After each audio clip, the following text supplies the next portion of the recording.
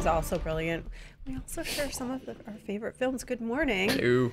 Happy Monday. Welcome to Screen Junkies Universe. It's good to see you today. Dan Murrell is here. Welcome back. Thank you. I was sick last week. Maybe I still am. Maybe you're about to be infected. Who knows? Spencer Thank you. Gilbert. Yeah, thanks Joe for that. Star. Yay. Yeah, we're here. We're all getting sick together like a family. We're going to talk about the Bumblebee trailer, speaking of family, and a few other things. Robert Englund returning as Freddy Krueger. Lots going on today, so let's talk about that trailer first and foremost. We've talked a little bit about this before, but Joe, you're our biggest Transformers fan, I think. Mm-hmm. Yes. Oh, yeah. What'd you think? I don't know, Spencer. What's your Combaticons or Constructicons? I'm your biggest Transformers fan. Pros and cons. There are pros and cons for both, and that doesn't even bring the Technobots into the conversation. The first thing I noticed about this trailer, overall, I like it. Has your Starscream disappointment died down yet, Joe? A little bit. Okay, it's Blitzwing. That character is Blitzwing. Color scheme's wrong. I'm just gonna throw it out there. Color scheme's wrong, but it's Blitzwing. One, I like that this movie seems like they took the Howard Hughes of the Aviator. He's stuck on it. They took the premise of the first movie where a kid goes to buy Bumblebee and blah blah blah, and I love that it feels like a Screw You, where they're just like, we're gonna do it better. Well, We're going to take your exact premise and do it gooder, which I like. It's kind of fun. Travis Knight, who's directing this film, and he's behind Leica, movies like Coraline and Paranorman, which I love, was not as big a hit for them. Kubo and the Two Strings he directed. So he directed Kubo. He actually was behind the studio that made the other films, but he didn't direct those. Long story endless. At the panel at Comic-Con, it really did feel a little bit like Travis Knight, without overtly saying it, wanted to say Michael Bay's films suck. So now we're going to take the technology that he used so well and make a good one. Yeah. Also, we didn't like the action sequences. Like, he came pretty close. No, the action, he definitely came out. said It's just that, like, yeah. you can't tell what's going on in this movies, and you can tell what's going on. In my interview with him, he was, and everyone always sits down like, oh yeah, I'm a fan, I love things, but he was kind of like, there are very certain things that you really, if you're still a fan of this from when you were a kid, there's very certain things that like you want out of one of these movies, and that's what I'm excited to do. What are like the top three things that will make this a good Transformers The movie? number one thing's in the trailer, the noise, the damn noise. That's like that. We're very simple people as Transformers fans. We just want a robot when it turns into a car to go chee choo choo choo choo. That's all we want. That's all we want. And Michael Bay refused to give that to us. That was your noise. problem with Michael Bay's Yeah. release? The noise. Was that the noise wasn't in it? The really noise been is the beaten down. coolest part of Transformers. Like, there's like a weird Pavlov dog thing you get if you're a fan of Transformers and you hear the noise. That's why when I was watching this trailer for the first time, look, I hate trailer reaction videos. I think they're really fake. But like, You clapped when you heard the noise? But I clapped when I heard the noise. If that had been my trailer reaction video, that's the point where I go, "Ooh!" And that's what the studio screen grabs to show that I love the trailer. I was really excited. I am a little worried that they're gonna Jeff Goldblum us. Because they gave us all these great shots of Cybertron. They gave us like some really deep pulls. There's Seekers. I think I saw Pyramid Jets. Dirge is in there. He's like a C-lister. But I'm worried that that's going to be like, you know, Jurassic World was like, here's Goldblum. And then it was like 30 seconds of Goldblum like bookending. That said, I also got a cassette tape that turned into Ravage jumping out of Soundwave with the noise. So like, What if these that's words are. Yeah. What I heard, He's a little robot cat. I'm sorry, but you sound like a script Wait. to Out a of a Michael chest. Bay Transformers movie right now. what did you just say? You're just saying Robot random cat, You're Roth. just yelling random words, Joe. You're like Shia LaBeouf in the one where he goes to college and he's just whatever's going on. With Robot Cat, you just got one ticket bought. Perfect. That's right here. Perfect. But you know what? The other thing that I did think I heard you say about Cybertron, I think you should temper your expectations around Yes. that, because the bulk of the trailer is on Earth, and you have to imagine that's the bulk of the Yeah, story. that's and going to you'll be a tease quick little little bit. like, here's a pop. But Yeah. I do like that they seem to be starting this small with like, I think 4 characters, Blitzwing, the 2 other characters that were like, hey, this guy's a fugitive. I kind of like that angle. Oh yeah, it's much clearer. I can definitely tell what's going on. Did they have to, and again, if you have not watched the trailer, I'm That's going Ravage to the speak Robot about a spoiler that was in the trailer that was puzzled me, so spoilers for trailers now. Sure. Did they really have to pull Optimus Prime out, put him in this trailer? I mean, They want you to go to the movie. I mean, I know they want you to go to the movie, but like, how many more people is that going to put in the seat versus how cool would it have been for fans to watch that? It does feel a little bit like Terminator being like, also he's the bad guy. Yeah, it's like here's wouldn't that have been a cool moment to find in the theater? Optimus doing his whatever cameo. I just wonder how many people were on the fence and they were like, if there's no Optimus Prime, I'm not going to see it. And then I wonder if there was any focus grouping done around that question. I don't know. The studio probably got. Someone at the studio was like, "Does it feel too small?"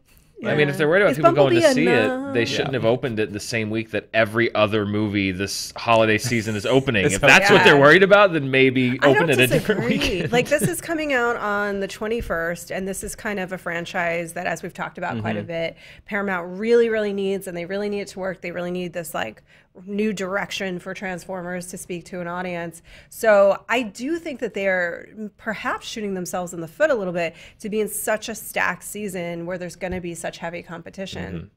I mean, I know that Soundwave is my Mary Poppins, so I'll probably see this. Yes. Raised you. Yeah. He did. Him and his bird tape and his cat tape, they raised me. Weird little things that, I mean, they're nitpicks at this point. They're not going to keep me from seeing the movie, but why keep the dumb voice thing? If you're kind of just rebooting everything, like, why keep the thing where he can't talk? I don't know. It seems weird. It makes him feel a little Baymaxy. But I like Baymax so people much. love Baymax. People do love. I love Baymax. They love the Iron Giant. They love Baymax. Yeah. They love Terminator. The thing is, if you have a character that can't talk, and it's the same reason why people loved Boba Fett or doesn't talk, You can emote whatever you want to. You can emote whatever you want, and so I want to emote. That's why all people kinds love of Bella Swan squishy, so much. Yeah, I want to. I want to emote all kinds of squishy feelings onto both Bella and Bumblebee. Yeah. Yeah, and a little bit Boba Fett. And Steinfeld's a great actor. John Cena's good in fun action stuff. So, and we haven't seen him as a bad guy much in Cena? movies. No, not really. Which will be fun, right? Because he's the big. That's his heel. That'd be cool. He's a heel, right? He's not a baby face. No, he's a very, very good. words. He's a very, very good boy. But yeah, he's a heel in this. Okay. And I'm assuming he has his jorts on But under in, that flight in suit. wrong, he's a baby face or a heel? A baby face. He's a bit. Oh, The sweetest of the baby He's a faces. Yeah, this is really hitting Joe's Venn diagram right in the middle. This of is right Transformers and bullseye. wrestling. You guys, I know you're a little tired. You had a late night. If you got stuff to, I can just do this for like the next hour. Keep talk talk- about John Cena and robots. Do you have a hot take on John Cena or robots? Well, look, we've been beaten down so much by this franchise at this point We've been that hurt. I need to take a step back and be like, putting the Michael Bay movies aside, can we take this trailer on its own merits? It's not that good on its own merits. It's not blowing my mind on its own merits. I think it's the turd pile of Michael Bay sitting right next to it that makes this smell like roses by comparison. This looks like a girl and her robot, or a boy and his blob, or a man and his dog movie. Good pull. Very good. One of the most disappointing Nintendo games of all time. Very good pull. Which Jelly Bean? You can never remember. God, the worst. It just looks like a pretty, but a well executed, but not different enough from Transformers to me movie. But you can't deny that we have this garbage heap next to it that's making it smell much better. Oh yeah. Dan, what do you think? For me, it's going to be all about the balance. To what degree is this movie a girl and her blob? And to what degree is it perhaps slightly more able to see Transformer action that we've seen before? So I like the director. I like Travis Knight. It's all going to be about... Is it legitimately about building a relationship between these two and that kind of interplay? And there's some, it's well-trodden ground, but there's some room to play there. Or is it going to be Transformers-like? And if they keep it small, if they do keep it kind of small, which I hope they do, and they keep it small moving forward, I have my pitch for the sequel, which is Blitzwing, who we now know is the character that I was being very upset looked like Starscream.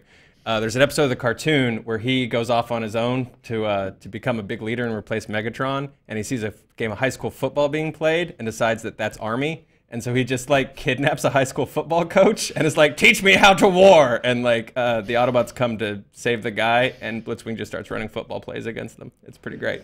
Awesome. All right, well, we have the sequel already. Did you guys ever see the movie Singles? It's like an old... Yes. Here's going to be my point to what Spencer said.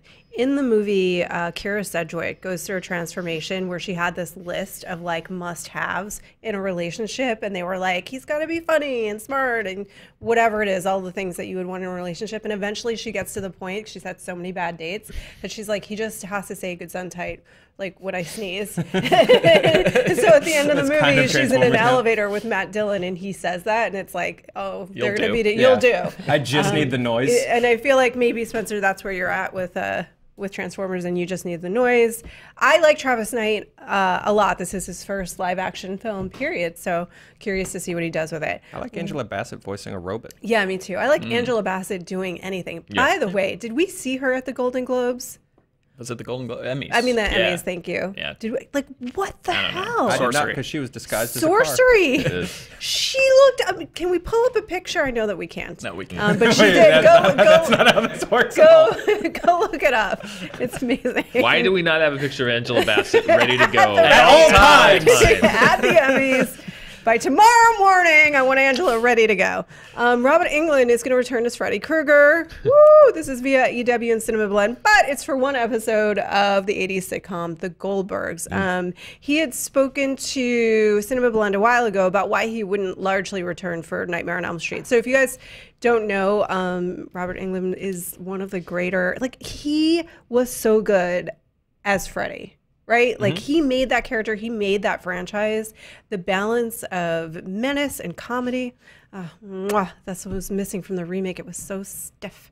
Okay. He said, quote, "I'm too old for another Freddy now. If I do a fight scene now, it's going to be real minimal because I can't snap my head for 8 different takes and different angles. My spine gets sore. I can be mean and scary, but I'm mostly relegated to sort of Van Helsing roles, old doctors and shit." So it's fun that the last moment of me ever playing Freddy is a wink to the audience. This is the second time the Goldbergs have brought somebody out of retirement. Rick Moranis broke his retirement to voice Dark Helmet in a special episode. What's with the, why does everyone like love, this is, I just realized that Goldberg is a show that I'm not watching, but clearly should be, because people clearly love it. Nah, you're good. Oh. Wow. I've heard good things. I don't watch it. I've heard good things. I watched 1 or 2 episodes. They were cute. They're fine. That's kind of, I don't know. Out of all the shows that have leaned on, like, we're set in this time period, the like Fresh Off the Boat is set in the 90s, but like uses it to push story really well. Every episode of Goldbergs I've seen, I feel, is just like, do you remember Ferris Bueller? This episode is Ferris Bueller. Do you remember arcade games? This episode is arcade games. And Billy, you watch, you've seen them all. What do you think? Yeah. are we gonna TV fight? I don't know how it's rare that I disagree with you, Joe. I think it's a really good show. Also, my wife being Jewish, there's a lot of like Jewish cultural jokes in there that she'll laugh really hard at, and I'll look over at her and she'll be like, "Yep, that is exactly what it's like growing up in a Jewish household." So now I'm an anti-Semite. Yep. Way to go, Joe. Yeah. Yeah. Robert Englund's awesome, though. He's amazing in Behind the Mask, if you haven't seen that. That's a really cool, underrated slasher comedy. I'm curious how they'll use him, because I was talking to Bill and he said that Rick Moranis was just like a little tag at the end of the episode, but you could do something fun with like an old Freddy Krueger and the difference between teenagers' nightmares and older people's nightmares. The interest rates have gone up. So it depends how they use him. Sure. But it sounds like that they really just use him as like a line or two cameo. It's not something It also too just excited about. It depends on their willingness. They did a whole episode geared around Weird Al, and Weird Al was obviously much more a part of it than, say, Rick Moranis was for his. Yeah. All right. Well, that's exciting. Dan, you Freddy fan? I that am, Freddy? very much so. I love the Nightmare on Elm Street movies. I really do. I think even the terrible ones are still fun. very There are no creative, terrible ones. and it breaks out of the slasher mold. Particularly the first one's kind of a slasher film, but they got. I love how weird and trippy they got as they went and got older. And yes, they got worse toward the back end, but then they rebooted, and yeah, I'm a big fan of the Nightmare on Elm Street movies. So this might be my second episode that I've tuned in to watch the Goldbergs. I'll watch it just to see Robert Englund. The best. Okay, I'm going to tell you, and if I have told you this before, I'm sorry. I'm going to repeat it right now. Your perfect horror trilogy night. Are you ready? You should watch the first Nightmare on Elm Street, which Dan just mentioned, is more of a straight kind of slasher movie. But Freddy's, it's trippy. But it's trippy. Yeah. Freddy's played a little more straight in that movie. Then the next one you're going to watch is Wes Craven's New Nightmare, which where Wes Craven is sort of starting to play with getting meta, and it's the real actors are stalked by Freddy and that. And then you're going to watch Scream, and that's where he finds the very perfect balance. So enjoy your night tonight. You're going to watch those movies. Fun night. Come back and tell us what you think of that. The best Nightmare on Elm Street movie is Dream Warriors. Okay. Game of Thrones filming. And bye. End of show. Walk off. So Blitzwing doesn't understand the difference between war and football. Oh, we just like hit two different nerddoms today. Where are we? I feel very vulnerable. I like the thing on camera. Don't. We should be able to love what we love. Like Game of Thrones, which Spencer loves. Oh, yeah. This does and does not surprise me because I think these had to be very complicated series of negotiations and like a really expensive trip if you were to do all of it. But the filming locations of Game of Thrones are going to be open as tourist attractions. This is via Variety. This is awesome. So HBO's popular fantasy series nears the end of its run, as we know. Cry. On cue? Yeah. Nah, not going to happen. Okay. Anyway, with that in mind, HBO is planning to convert several Game of Thrones filming locations in Northern Ireland into tourist attractions. The premium programmer is considering including the standing sets for Winterfell, Castle Black, and King's Landing. Those CGI. Yeah, but King's, along with a few, studio like, pieces tour of where those studio locations. But King's Landing wasn't in Ireland. King's Landing, I thought, was in Croatia. Right. Then They're all over the place. They're in Iceland, they're in Spain, but whatever. There's probably interior sets. I think they've always referred to as Ireland as like their home base, though. Yeah. Like that's where they're. So it's like, just I'm a little disappointed now. Oh, okay. Like the whole castle doesn't exist there? No, I just feel like if it's the filming look at like the baller version of this that like only Bill Gates could afford, and I feel like he'd probably be the one to do it, would be to like truly just go to all the locations. But then you're like hopping countries, and who can do that? Yeah. Right? Also, Castle Black is on a It's on a glacier. 9,000 foot tall ice wall. I said Bill Gates. Yeah. This isn't something you and I are doing. Sure. Anyway, so I guess they made the wiser decision to do a thing that you can actually more than see. one human could go do. So they're tentatively targeting 2019 to open the legacy attractions. And I gotta say, like, I will do it, but I also hope. I say I will do it, like I can just go to Ireland. I don't know. If I could, I'll do it. But I would hope that there would also be some kind of immersive experience there. That's what I want. Yeah, this could be awesome. I mean, Like if they LARPers? do to rent this out to LARP, like that might break my LARPing seal. You know, I might have to be like, all right, hand me the cloak. Like we're going. We're, that's what it will take. That's to make what Spencer it will play take. D&D with me. Yeah, Ireland. I think that ironically, this will be huge for weddings. That people will definitely rent these places out. Oh, for sure. And be like, we're getting married in Winterfell, like, or you know, maybe the Towers is probably a bad call with the red wedding and everything. But the people will definitely do like honeymoons there. Like these will put Northern Ireland on the map. Yeah. But that's like a hipster ironic wedding to do it where the red wedding was. I don't know. I don't think fans are that critical or like that. Of who got murdered where? Of who got murdered where. You're just like, I love Game of Thrones. Here we are in Winterfell. We're doing it. Got married in Moulton. I think Northern Ireland looked way down across the globe in the Southern Hemisphere and saw all those Kiwis bathing in money still from Lord of the Rings. And they're like, Yep. this is our chance. My mother-in-law's about to go to Hobbiton. I don't know where these are though. I do feel bad for people if these are located like in some out of the way town that was like a little village that they filmed in, and now it's going to become a tourist mecca. But yeah, start learning your houses. Yeah, but they're all about to get rich. Yeah, because this is going to bring so much commerce and tourism into their country. But a lot of people don't care about that. They're like, you know. You know, where's the Pope? Who's the fucking people? Exactly what Sorry, they say. it's the F word. I have to spelled differently in Ireland. Okay. Yeah. Yes. But I think that there's some people that are just like, great. I'll make a lot of money from tourists that are going to come. You know, Have you been to Hobbiton? I have not been. I've not been lucky enough to go to New Zealand. No. I ain't made of money. Well, I got to go there for work. Yeah. And it was awesome. But I will say, to your point, Good for you. Roth. I got chased by nuns.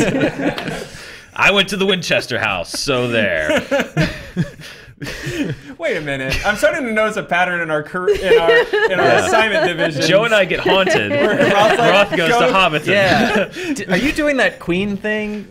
no, Roxy did that. Oh, well, Roxy good- did that. good for Hey, Roxy did that. In any event, I hook up my. So Hobbiton is great. And can we pull up the picture? To Dan's point, the New Zealand economy was really in trouble, and Lord of the Rings saved it. And then they smartly after Lord of the Rings and like with The Hobbit, they made that part of the contract to say, yeah, you can do it again, you can build this again, but you have to build it to last. You have to build the little Hobbiton to last so that we can use it as a tourist attraction. And I think it is hugely smart. And I think, to your point, it could be awesome. I think they have to level it up. Yeah. You know, and really make it an immersion experience in that world. I could definitely see weddings being done there. But it's interesting what, I will tease. We did go to Forks for Twilight, but that was one of the most fascinating things that we learned there. Forks was one of, should I tease that much out of a video that's not released yet? Do. It really saved their economy during the recession. Like it let them survive. Because people were like, this is where Edward lives.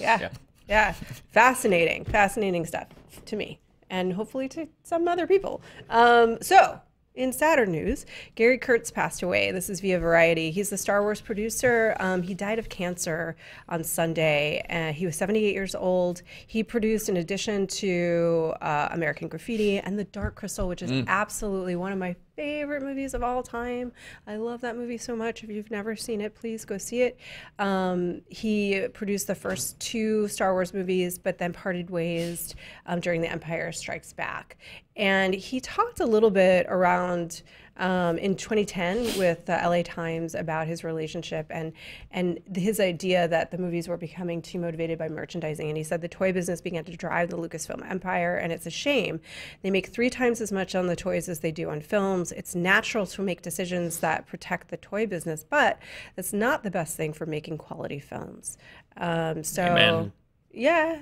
Well, it's interesting to me now that the toy business is not the power that it was when Star Wars was running the toy empire. A lot of things have sort of taken over.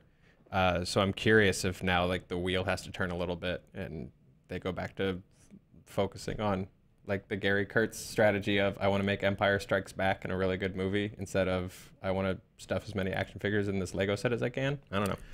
No, I think, well, yes, I hope so. I think he's just kind of a relic of a bygone era when you had producers who weren't enthralled to the studio's wishes, who were actually there on set, but to shepherd along the movie out of love and out of wanting to tell a good story than out of like with an eye on, testing and audience and the dollar side of things. So, yeah, I mean, I think that's kind of the most interesting part of watching George Lucas's progression of as a filmmaker is his roots in the 70s, which is a very collaborative era. He and Coppola, he and Spielberg, like he and everybody, everybody sort of gave notes on everyone else's projects and worked together.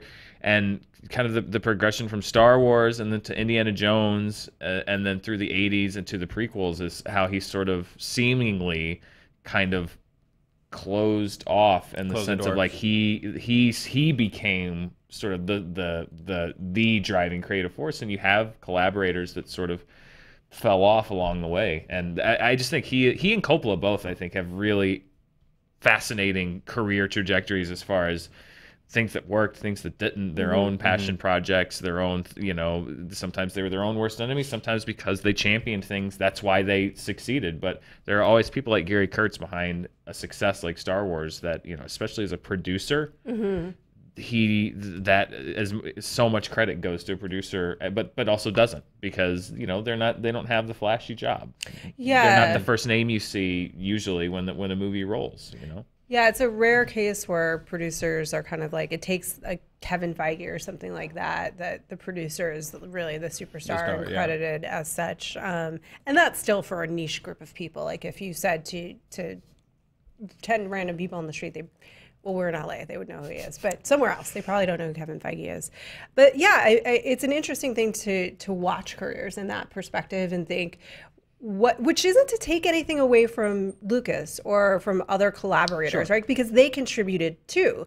But sometimes it's that alchemy of the right people together who either agree and disagree on certain things to create the best product. And when you lose that, and I think we've talked about this before, as creators get more and more insulated and have people just saying yes to them about every bad idea, which even if you're great, you're going to have some bad ideas.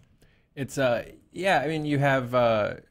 as much as people like point at Wes Anderson as this one-man genius, you know, he has a team that he continues to work with and return to that sort of get what he needs and help him sort of make that focus. Spielberg and Kathleen Kennedy have been a really amazing partnership. And it, you know, there's like a weird alternate reality where George Lucas and Kurtz don't fall out. George Lucas or Marcia Lucas, you know, maybe don't stay married, but continue to work together because she was such a big impact on A New Hope. And I think it's interesting, the trajectory of filmmakers and creators in general that like find their circle, you know, and like find their group that they continue to return to, and those that don't. And if you look at every phenomenal success from the 70s, almost every single one of them, we talked about it with Deborah Hill and Halloween. Zanuck and Brown with Jaws, that movie does not get made unless they stand firm and they give Spielberg time to run massively over budget and figure out how to make that movie. Behind every major success, you will usually find a phenomenally talented producer. Yeah. And they don't get their due. They should, but that's just how it works. Their job is to be invisible. Except when they need to be visible, and that's usually just to studios. Yeah, in the case of Deborah Hill, too, like Galen Hurd with Terminator, she also wrote it, you know, in terms of Halloween. And so we definitely wouldn't have Halloween without her. And she was a great collaborator with him. But yeah, this is sad news. Yeah. It is always interesting to look. And if you guys haven't seen I'm sure you've all seen American Graffiti, but God, it's a great movie. It's a very different movie. It's a very 70s movie. Like it is kind of like hits all the markers of a 70s movie in the sense of we're just gonna depict life, man. We're gonna like drive around. But it's also like the kind of like the thing that would have inspired Dazed and Confused and movies like that in the 90s. I mean, even Dark Crystal, you know, is such a weird, trippy fantasy movie where made now without someone like Kurtz would just be a very like sort of check the boxes, here are the following action beats and, you know, stuff like that. Like you don't. There needs to be a big CGI fight at the end. Yeah, exactly. Yeah, they fight a sky beam. The Skirball here, the museum just did a big Henson exhibit, and they had so much stuff from Dark Crystal. They had the Skeksis. The one toy would have been Fizzgig. Yeah. Oh my God, Fizzgig is so cute. Yeah, well, then that's fine. And I don't think he ever thought that like toys as a runoff success were necessarily like bad, but I think when he saw that they were starting to run the creative decisions, I think that's what really sort of hit him. Yeah, I mean, The Dark Crystal is a movie about like your split nature, your dark side and your light side, and how you're ultimately so much more powerful if you can just unite them. Like, sell those toys. Enjoy. Well, yeah, that's when McDonald's goes, you know, pulls a Batman Returns and is like, wait, what did we just make happen? No. All right, guys, it's been a good day. We have more things coming up today, too. There's going to be charting with Dan. Dan teased a little bit about the box office. Yeah, big angle. I think we're going to talk about Jack Black a little bit today, and his career trajectory as of late. House of the Clock and its Walls did very well this weekend. Really? So I still refuse to believe that's a real movie that exists. It is a real movie, good. and it's actually really good, cute. and it made about $26 million You this don't. weekend. So Awesome. Okay. yeah.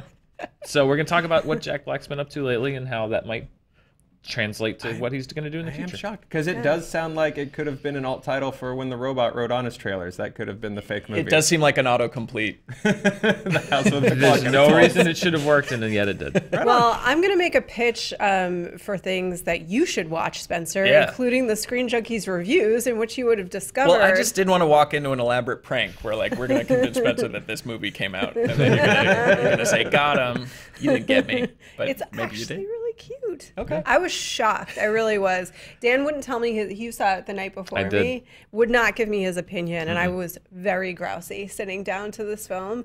And then at the end, I just texted him like, "It was cute. What the hell?" Happy now. I didn't I want to feel drop the dime. good. I wanted to make sure I wasn't crazy. Okay. It's, That's yeah. fair. Joe, what are you looking forward to this week? Oh man, there's a fun Honest trailer this week. I just started watching a dumb anime about ice skating called just lost the name of it off the top of my head. Yuri something something, and it's amazing. It's about figure skaters, and it's my favorite show. And yeah, that's what I'm looking forward to. Watching more Yuri on Ice. All right, Spencer. I watched Prisoners this weekend for the first time. The movie's Oh. dark. Yes, Yeah. it is. And also, I think on Netflix this week, a new Jeremy Saulnier movie comes out. The Blue Ruin and Yeah. Green Room guy. Yeah, yeah. He's got one coming out. So let's get dark. Oh, that Netflix, Yeah. man. That Netflix has everything. All right. That's it for us this week. We will be back tomorrow to talk about more of the things. If you do the movie trilogy night, let me know how it goes for you. It's important information for me. I think you'll like it. It's an overview of the evolution of a genre. Goodbye.